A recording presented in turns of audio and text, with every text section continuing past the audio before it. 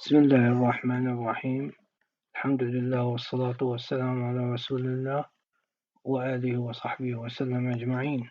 اللهم انفعني بما علمتني وعلمني بما ينفعني وزدني علما يا أكرم الأكرمين. My topic today is continuation with basic approach of the abdomen film. Previously, in the previous talk, I talked about the calcification and abnormal calcification in the abdomen X-ray. Today I will talk about normal and abnormal gas pattern in the abdomen X-ray. Normal gas pattern in the abdomen X-ray usually seen in the stomach and in the small bowel and large bowel. In stomach, always we see the stomach gas. In the small bowel, we see some gas, maybe 2 to 3 loops, and the diameter is less than 3 centimeter. And in the large bowel, we see some gas in the rectum sigmoid, and the diameter is less than 5 centimeter in the colon, and in the region of the cecum, less than 9 centimeter. In the large bowel, here we see gas in the large bowel. It is in peripheral in location, and here we see the hostra. This is mucosal folds not crossing the whole wall of the colon, and here we see gas in the stomach and some gas in the bowel, in the small bowel, and some gas in the rectum, and here some gas in the descending colon. Here, this is the differentiation between the large and the small bowel. Small bowel, it is centrally located. Large bowel, it is peripherally located. Here, the mucosal folds, this is the most important. It is across the full width of the bowel. Here, it is only across one part of the bowel, and it is called hostra. Here, this is gas in the small bowel, and it is stomach here. Another patient, this is stomach here, normal gas and gas in the large bowel, and we see the hostra here. It is the crossing part of the bowel here, and this is the gas in the right-sided colon, and some gas in the small bowel here, and we see the mucosal fold across the whole bowel. Abnormal gas,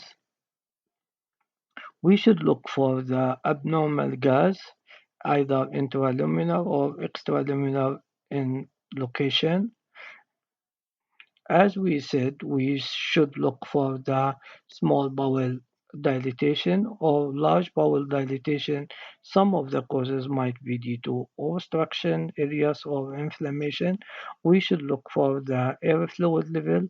Normally, there is less than air fluid level in the abdomen erect X-ray, and the bowel, small bowel, is less than 2.5 or to 3 centimeter in diameter. And we should look for the intramural gas, especially in patients with ischemic colitis or necrotizing enterocolitis in children.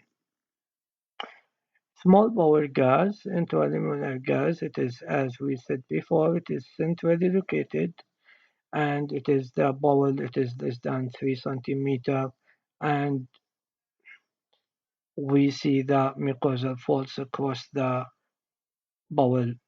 As we see here, this is a small bowel dilatation in patient with obstruction, and we see the small bowel, it is dilated, and these are the mucosal folds, valvular conventus, crossing the whole bowel, and centrally located and dilated also. as it is centrally located, multiple lobes, and valvular conventus. And this is a small bowel dilatation, as we said in the uh, due to small bowel obstruction. This is another patient, a small bowel dilatation with multiple loops, minimal gas noted in the large bowel here and there in the descending and some in the sigmoid colon. And in the erect position, we see multiple fluid level noted on the small bowel indicating obstruction. Large bowel gas, we see the, as we said, it is demarcated by Hostra and it is peripherally in location. As we see in this patient, there is dilatation of the small bowel and it is more than 6 centimeter.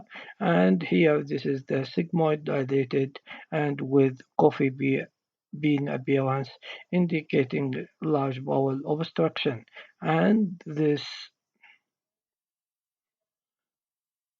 indicating sigmoid this is the case of sigmoid volvulus. And here again the differentiation between the small and large bowel gas.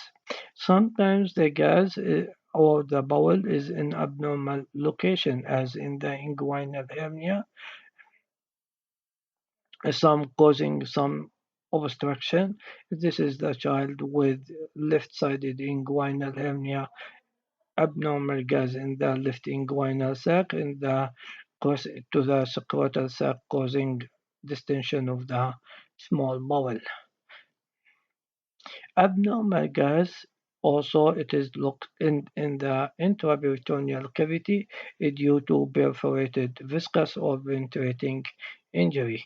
And we look for the regular sign, it is double wall sign.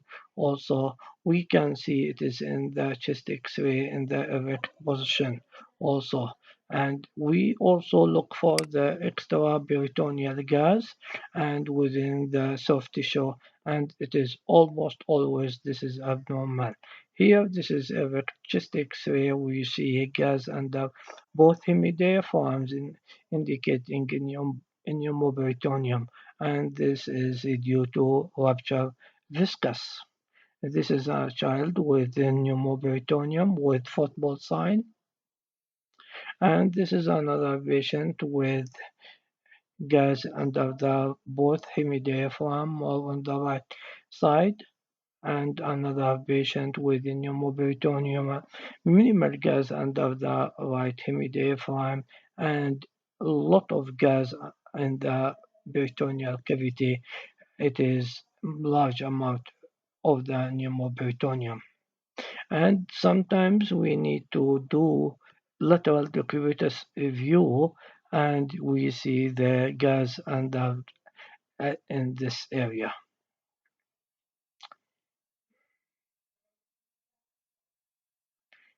Here, this is one case for you. This is 67 years old woman with distended abdomen and vomiting. What you see in this X-ray, abdomen X-ray? Okay, we see a lot of gas, bowel distended, small bowel, centrally located. Why? Because it is this is the mucosal fold across the whole wall of the bowel, and it is centrally located, and it is little gas in the large bowel. So this is dilated small bowel, abnormally dilated small bowel. Obstruction is one of the causes. We should ask the patient if she has any operation before, because the most common of small bowel obstruction is adhesion, then hernia. So this is a small bowel obstruction with due to adhesions. Thank you very much. Hoping this will benefit for you and helping you in daily practice.